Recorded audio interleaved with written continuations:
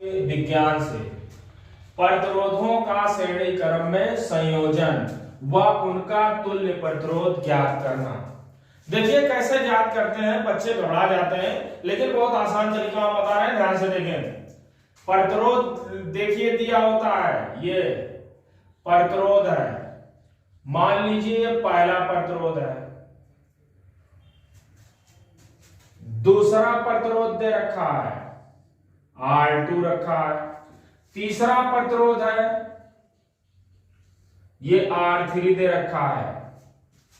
जान पाए इसमें होता क्या है, पहले प्रतिरोध को लीजिए, दूसरे सिरे को दूसरे प्रतिरोध के पहले सिरे से ऐसे जोड़ दीजिए, दूसरे प्रतिरोध को लीजिए और दूसरे प्रतिरोध के दूसरे सिरे को तीसरे प्रतिरोध के पहले सिरे से जोड़ दीजिए और यही प्रक्रिया आप करते जाएं। जितना प्रतिरोध हो उतना आप क्या करें, जोड़ते चले जाइए। अंत में क्या करें, अंत में करना क्या है, बैटरी लीजिए, ये बैटरी, ये होता है बैटरी का सिंबल, इसे बोलते हैं प्लस और इसे बोलते हैं माइनस। अंत में करें क्या, आप इसके पहले प्रतिरोध के, ये पहला प्रतिरोध है, पहले प्रतिरोध के पहले सिरे को बैटरी के धन ध्रुव से जोड़ दें और अंत में अंतिम प्रतिरोध के दूसरे सिरे को बैटरी के ऋण ध्रुव से जोड़ दें। प्रतिरोधों का यह संयोजन श्रेणी क्रम संयोजन कहलाता है। क्या जान पाए, एक प्रकार से जैसे बारी बारी से जो जोड़ते हैं उसी को बोलते हैं श्रेणी क्रम, मतलब श्रेणी से कर रहे हैं, मतलब एक बारी बारी से हो रहा है। अब बारी बारी से हो रहा है भैया, तो देखिए ध्यान से, यहां से धारा निकलेगी और भैया ये धारा क्या होगी, इनको भी आई ही मिलेगी, क्योंकि इनको जितना मिला है उतने धारा इनको भी मिलेगी और उतने धारा इनको भी मिलेगी और उतने धारा यहां से निकलेगी। जान पाए, इसका मतलब क्या जान पाए, श्रेणी क्रम में क्या होता है, धारा समान होता है। अब भैया जैसे धारा जाएगा, धारा का प्रवाह होगा, इनके सिरों पर वोल्टेज हो जाएगा, ये हो जाएगा V1, इनका हो जाएगा V2 और इनका हो जाएगा B3, क्योंकि इनके सिरे पर वोल्टेज अलग होगा, इनके सिरों पर वोल्टेज अलग होगा, इनके सिरों पर वोल्टेज अलग होगा।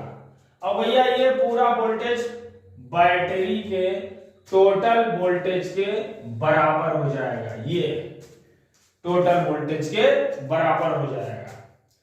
अब आप लोग समझ गए होंगे कि इस श्रेणी क्रम में कैसे जोड़ा जाता है प्रतिरोधों को।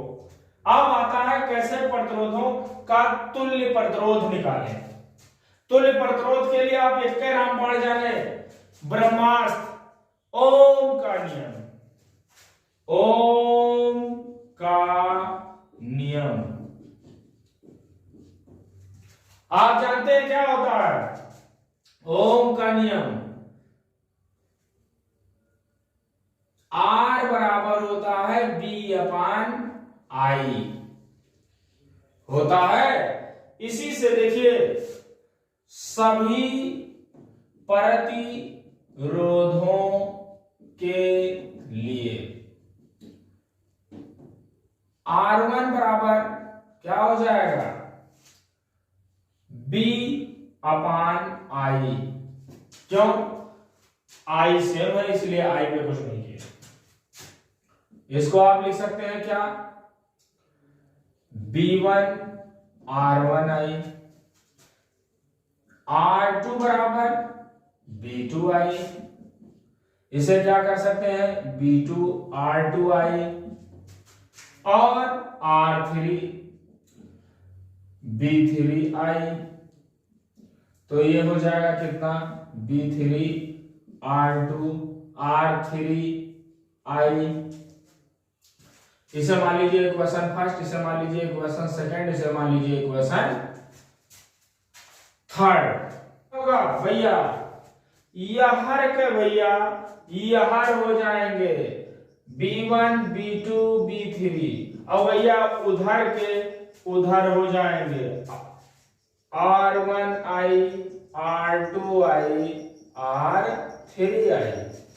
देखिए R1I, R2I, R3I ये लिखा है, B1, B2, B3 ये लिखा है। अब आप जानते हैं जब टोटल हो जाएगा भैया तो कुल क्या हो जाएंगे, ये वोल्टेज बैटरी के वोल्टेज के बराबर हो जाएगा। R2I, R3I। अब ये जो होगा ये वोल्टेज के ये जो इतना B के बराबर, क्योंकि भैया देखो जब हमारे पास जितना होगा उतने तो इन तीनों को मिला होगा कि कहीं अलग से आ जाएगा। इसका मतलब यह है कि ये वोल्टेज इन तीनों के योग के तुल्य है। आप क्या करिए, I कॉमन ले लीजिए, R1 plus R2 plus R3 यानी पाए आप B अपान ये हो जाएगा I बटे में चला आएगा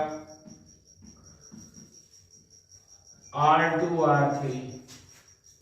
अब आप जानते होंगे ब्रह्मास्त्र B अपान I इक्वल होता क्या है R, तो यहां आप लिख लीजिए R1 plus R2 plus R3।